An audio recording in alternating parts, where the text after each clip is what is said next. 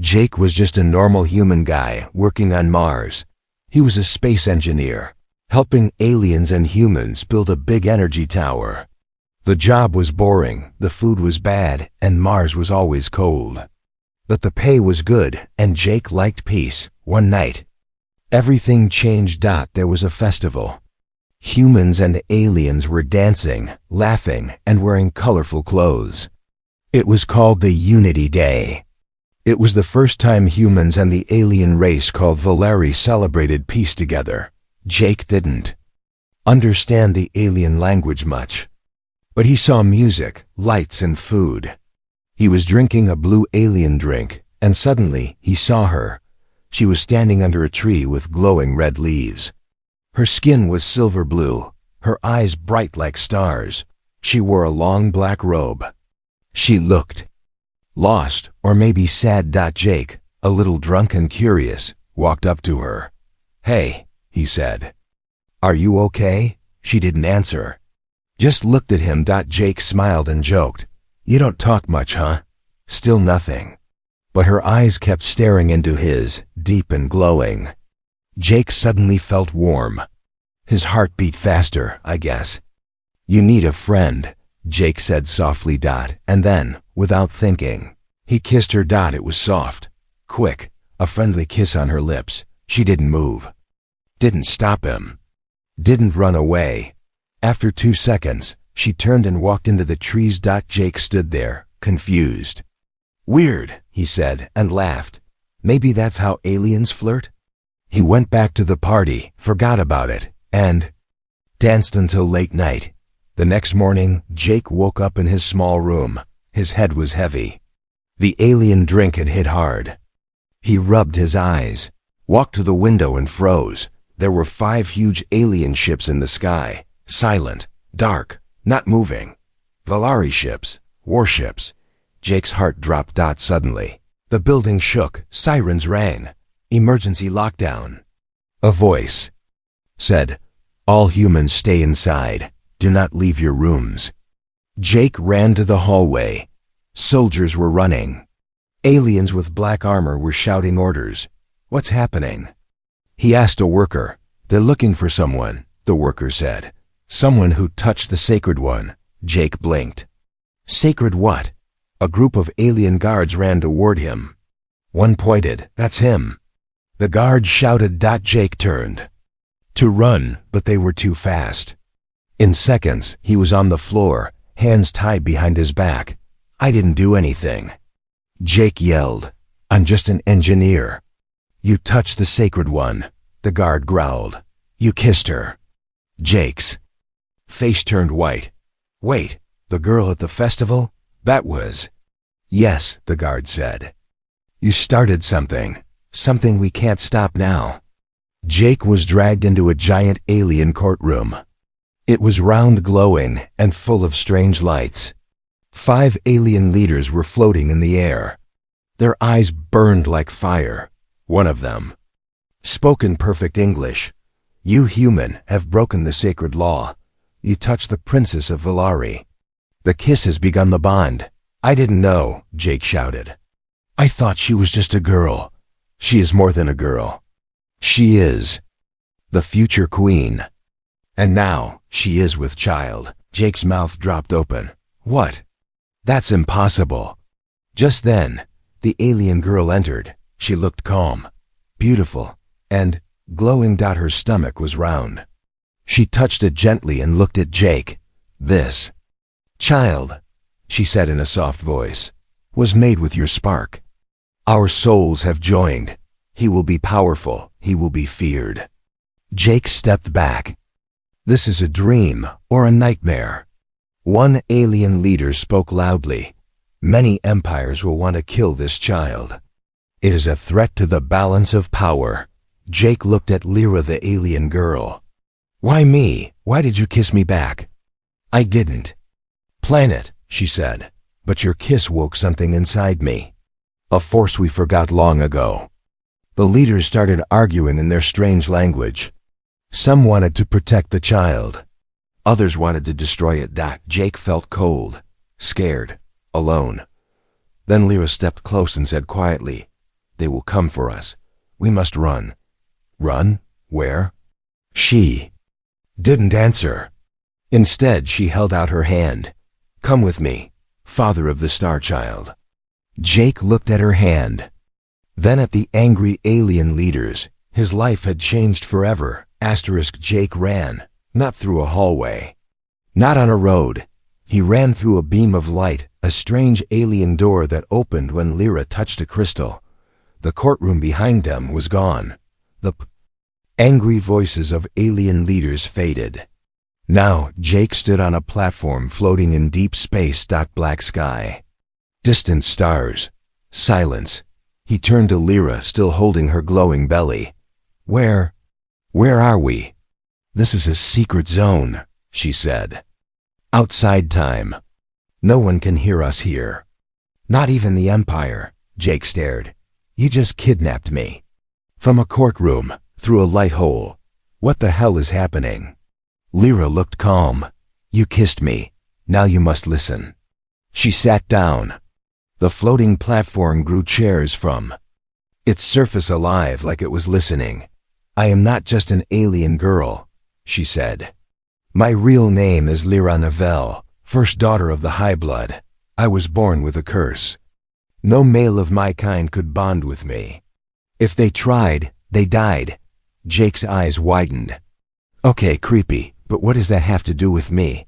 You kissed me, she said, and you lived. Not only that, the child began to grow inside me. Jake stood up. You keep saying child, like I made a baby.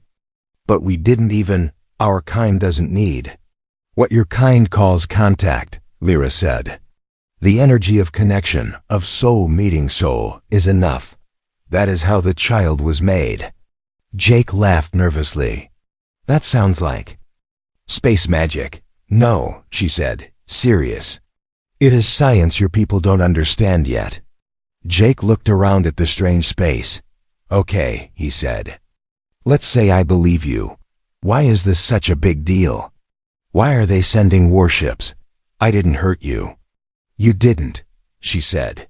You gave me life. But not just for me, for all 5 alien empires. Jake blinked. Come again? She stood, walked to the edge of the platform. Stars swirled in her eyes. A long time ago, she said, our 5 races were one. Then war broke us apart. Prophecies spoke of a hybrid flame, a child born of alien and outsider. A child who could connect minds, heal old wounds. And you think this baby is that? Jake asked. No, she said. I don't think, I know. Suddenly, the stars around them blinked out one by one. Someone has found us. Lyra whispered. From the darkness came a voice. Return the child, or your galaxy burns. Jake grabbed Lyra's hand. Is that a ship, or something worse? Lyra didn't answer. She pulled a small stone from her robe, glowing red. Hold this, she said. No matter what happens, don't drop it. Jake took the stone. It felt warm like a tiny heartbeat in his hand. She spoke in her alien tongue, and the floating platform cracked open beneath them. They fell, not down, but sideways into another world. Jake woke up gasping. He was in a cave. Lyra was beside him, tired. What was that? He asked. That was the voice of the void, an old enemy, she said. They fear the child will stop their power. Jake looked down. The red stone he held had burned a symbol into his palm. What is this? He asked. A mark, she said. Now they can sense you, just like they sense me. He stood up. So what now? We hide forever? She shook her head. No, now you must begin the trials, Jake laughed. You mean like a test? Lyra nodded. 3 of them. Only then will the child be safe. Only then will the galaxy believe who you are. Jake sighed. And what if I fail? Lyra looked at him with serious eyes. If you fail, the child dies. And the war begins again. It started with a pulse, not a sound, not a light, a feeling, like the whole planet took one slow breath. and held it. Jake felt it first. A low vibration. In his chest. His skin prickled. The air around him grew thick like it was waiting. Then came the voice on the radio. Warning. Unknown energy spike under Mars base. All humans must evacuate. But Jake couldn't move. He stood beside Lyra at the edge of a glowing tunnel. Deep under the Martian ground, behind them, walls shook. Red dust fell from the ceiling. In front of them, the tunnel pulsed with ancient light blue and gold, like veins in a living body.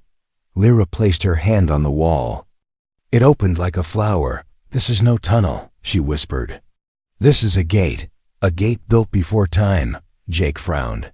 "To where?" She didn't answer. Instead, she took his hand. "Run," she said. They ran. The tunnel came alive. Lights followed their steps. Strange symbols glowed. Machines hidden in the walls began to hum. The sound was soft, but it felt alive, like something old had just woken up. Far behind, alien soldiers entered the tunnel. Not the kind Jake saw before. These wore black armor and carried weapons that looked like living metal. "They're not Valari," Jake said. "No," Lyra said. "They are shadows. Hunters from the cold moon. They serve the Council of Silence. They want the child dead." Jake's hand tightened around the glowing red stone. It buzzed louder now, like it knew danger was near. Suddenly, the floor cracked. The tunnel split in two. Lyra and Jake fell spinning, screaming, until they landed in something soft and warm. Jake opened his eyes. They weren't underground anymore. They were in a garden. But not just any garden. There was no sky, just endless darkness above. Plants glowed gently, floating slightly above the ground. The air smelled sweet, like a mix of metal and flowers. "This place.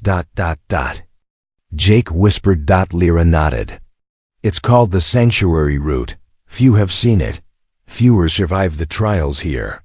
Jake looked around. "You said I'd be tested. I thought that meant puzzles. Or a sword fight, not falling into space plants. But..." Lyra's face turned serious. "This place tests the soul. The first trial begins now." Suddenly, the red stone in Jake's hand cracked. In front of them, a figure appeared, made of smoke and starlight. It had Jake's face, but its eyes were empty. "You are not a father," the figure said. "You are weak. You are afraid. You are human." Jake stepped back. "What is this?" Lyra didn't speak.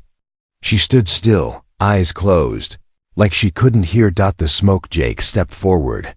"You kissed her because you were lonely. Not because you cared.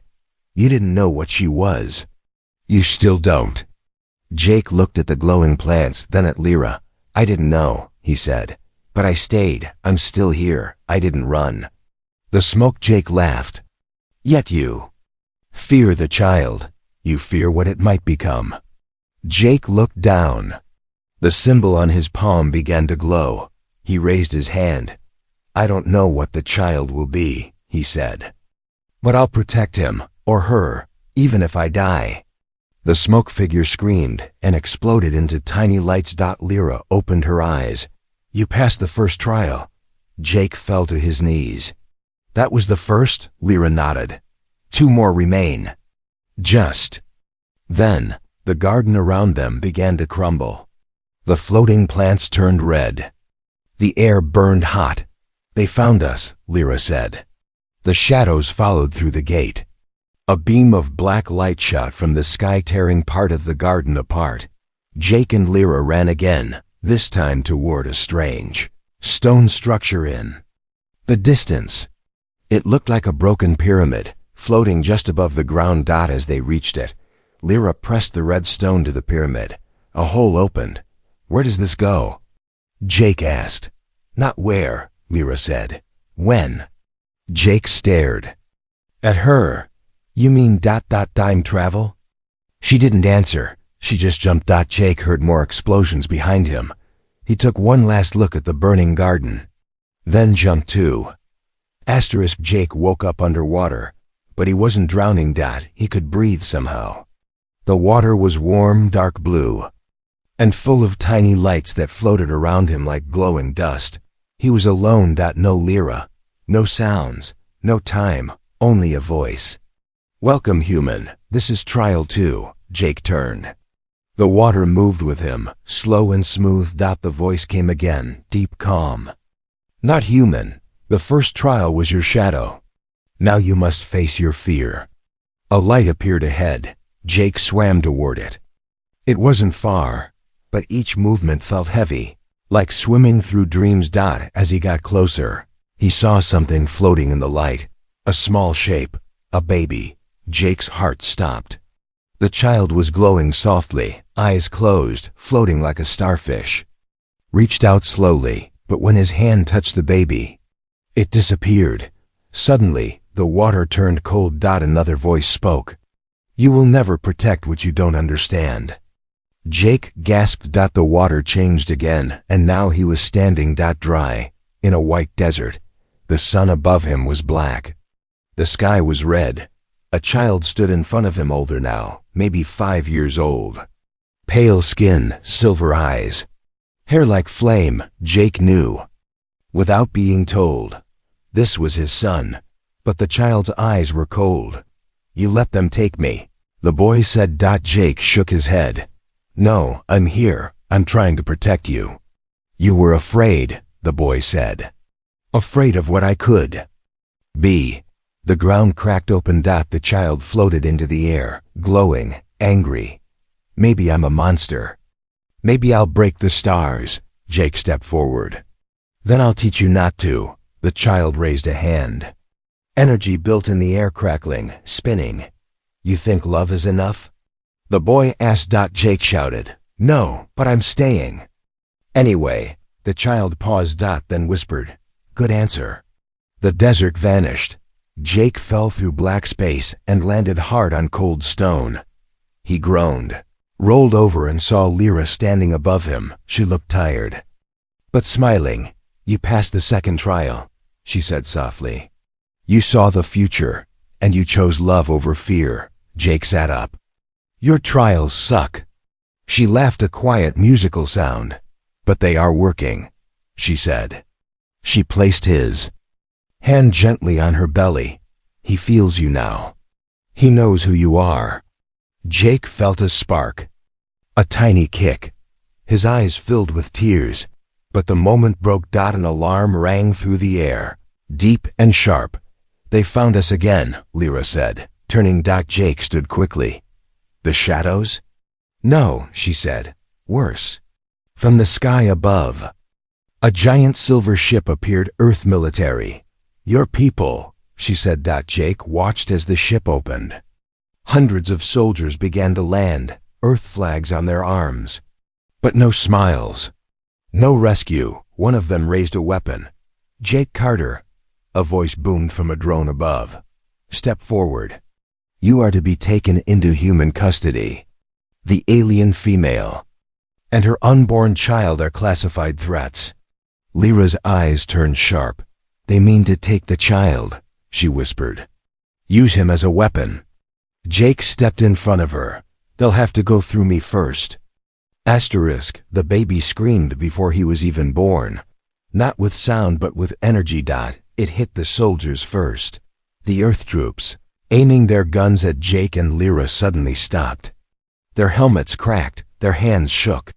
Some dropped to their knees. Others ran screaming words they couldn't remember later. Then everything went still. The world held its breath. Jake turned to Lyra. She had fallen to the ground. Her face was pale, her eyes wide with pain. "It's too soon," she whispered. "He's coming." Jake knelt beside her. "But the trials," he started. "There's no time," she said. "He chose his own moment, and he is not waiting for permission." Lyra's body began to glow. Her stomach pulsed with strange light blue and gold, shifting like water. Jake looked around. The soldiers were gone. The ship had pulled back. Everything was quiet, but the sky had changed. Stars above blinked. The clouds swirled. Space itself bent. "Something's wrong," Jake said. "This berth is doing something big." Lyra screamed. The air cracked open, not with thunder, not with noise, with space tearing like paper. A rift appeared behind Lyra, a black tear floating in the air. From inside came whispering. Voices from nowhere. Jake grabbed Lyra's hand. "What is that?" she gasped. "The child is opening." A path. To where? To everywhere. Suddenly, light exploded from Lyra's body. It blinded Jake for 3 whole seconds. When he opened his eyes, he saw the baby. He was floating. Small, glowing, skin like glass, hair that shimmered between silver and black, eyes wide open looking at Jake like he had waited 1,000 years to meet him. Lyra breathed slowly, weak but smiling. Jake moved toward the child, arms out, but the baby didn't fall. He floated into Jake's hands. No wires, no blood, no crying. Only power. And peace. Then the baby spoke, not loud, not in words. Inside Jake's mind. "Father." Jake gasped. "You can talk?" "Only to you, only for now." Jake held him close. "What are you?" "Hope, danger, change." Lyra sat up slowly, her eyes wet with tears. "He's stable," she said, "for now." But then the world shook. Literally. The ground cracked. The rift behind them grew larger. From its center, something was watching. Not a creature, a mind, huge, cold, angry. The void. Jake turned, holding the child close. "What does it want?" Lyra stood, weak but ready. "It wants what it always wanted. Silence. It fears the child will awaken the galaxy." From the rift came a voice, not in words, but in dread. Jake felt it in his bones. A warning. Return the flame or burn. Jake shouted into the dark. "No, this child is ours. And I don't care what galaxy you came from, he's staying with us." The rift roared and closed, but Jake knew it wasn't over. He looked down at his son. The baby smiled, a soft glow in his tiny hands. Jake whispered, "What should we call you?" The baby blinked once, then said, "Elian." Far above Earth's warship began to move again. More soldiers were coming, and this time, they were bringing machines. And the machines stopped moving. Above Mars, the Earth warship froze mid-air. Engines quiet. Lights flickering. Inside the ship, commanders shouted. Touchscreens died. Weapons shut down. Robots collapsed. "What's happening?" A human officer screamed. A technician whispered, "Something just looked at us." Down on the surface, Jake held Elian tight. The baby wasn't crying. He was watching, quiet, curious. His silver eyes reflected everything: sky, dust, stars, and war. Lyra stepped beside Jake, weak but standing. "They won't stop," she said. "Even after what they've seen." "They're scared," Jake replied. "They think he's a weapon," Lyra nodded. "They are not wrong." A sound broke the sky. Earth's second warship arrived 3 times larger than the first. It didn't wait. It fired. Beam of pure light shot toward the ground, meant to destroy everything in one hit. Jake shouted, shielding Elian with his body, but the light never touched them, because the baby raised his hand and caught it. The energy beam bent, froze in the air like a glass spear, then shattered into dust. Jake looked at his son in shock. How did he do that? Lyra whispered, "He doesn't know yet. He's acting on instinct." Elian floated into the air, still silent. The Earth. Soldiers saw it and panicked. Some ran, some dropped their guns. One officer screamed into his headset, "This is not a child. This is a Class 0 threat. Permission to use Omega device." Back in space, the Omega device was released, a black missile, shaped like a claw. Inside it, a weapon meant to erase minds, not bodies. One blast could turn thoughts to dust. Jake saw it coming. "Lyra, get down." But before it hit, something strange happened. Elian turned to Jake. For the first time he spoke aloud. I choose peace. He raised both hands. Time slowed. The missile stopped in midair. Birds froze in flight. Even Jake's heartbeat felt like it paused. Then Elian whispered, sleep.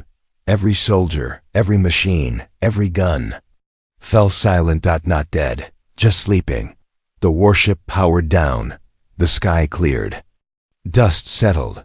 Elian floated back into Jake's arms. Lyra smiled through her tears. Jake held the boy tight. You stopped a war, kid. Elian blinked. Not yet.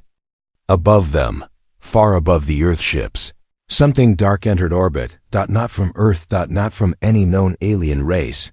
A ship shaped like a blade. A voice echoed from the stars. You stole our blood, Lyra gasped. The ancients. The ones who created. My people, they have returned. Jake stared into the sky. He was tired. He was scared. But he held Elian close and said, then let them come. We're not giving him up. It descended, like a god falling from heaven, sharp like a blade. Quiet like death. It blocked the sun. Every soldier on Mars dropped their weapons and stared. Even the bravest aliens stepped back. Jake didn't move. He held Elian close. His son's body was warm, but his eyes were glowing white. Lyra stood beside them, holding Jake's hand. They've come for him, she said. Jake asked, who are they? Lyra's voice trembled. The ones who made us. The ones even we forgot. The ship opened like a flower made of knives. A figure stepped out, tall, faceless, wrapped in white armor that shimmered like liquid stars. It didn't speak. It thought. And everyone heard it. The child belongs to us. Give him to us, and we will spare your world. Jake didn't flinch. No, you are dust. A mistake of evolution. You are nothing. Jake stepped forward. Maybe, but he's my son. And if you want him, you'll have to kill me first. The being tilted its head. You are not a weapon. You are weak. Jake smiled. I'm human. Suddenly, Jake's mark began to glow, the one burned into his palm during the first trial. Elian's small hand touched. Power surged between them. Jake screamed, but didn't let go. The sky cracked open again, but this time, not with darkness. With light. A wave of energy exploded from Jake and Elian, shooting up into the stars. It hit ancient ship, and the ship screamed. Not with noise, but with pain. For the first time in 1,000 years, the ancients felt fear. Jake stood tall. You forgot what humans are. He pointed at the stars. We don't give up. We don't bow. We don't let our kids be stolen. Lyra walked forward. You built us to serve. But now we choose for ourselves. Elian floated between them, glowing like a star. I am not yours, the child said. I am ours. The ship began to crack. The being tried to flee, but the light followed. It was not violence. It was freedom. The ancients vanished, broken by something they never understood. Love, choice, humanity. Later. The skies cleared. The stars were quiet. Peace returned. Jake sat in a garden, holding Elian in his lap. Lyra sat beside them, smiling. You did it, she said. Jake chuckled. No, we did it. Elian looked up at the sky. What now, Dad? Jake looked at him. Proud. Now we raise hell, but in a good way. They laughed. Because the galaxy was watching. And for the first time ever, they were afraid of the humans.